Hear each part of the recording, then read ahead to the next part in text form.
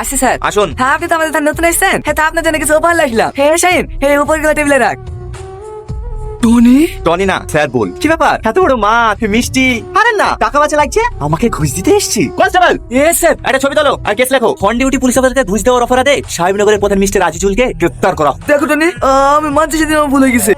চুপ টনি না স্যার। কি স্যার, এই তুমি মাছটা ধরো, তুমি টাকার বাক্সটা ধরো। কনস্টেবল ইচ্ছা করলে তোকে এক্ষুনি 3 বছর লেগে জেলে ভরে দিতে পারতো, কিন্তু আমি তোর মতন অমানুষ না। সবাইকে ভালো আর একটা করে সুযোগ দিই। যা তোকেও দিলাম, পাইলে সুযোগটা কাজে লাগা। এই এটা গেলে যাবে। আমি সাহেব। ইয়াসিন যাও গাড়ি বের করতে বলো, রাউন্ডে বেরাবো। ঠিক আছে স্যার। এলেন স্যার, খেয়ে দেখেন এই তোমার চা খুব সুন্দর।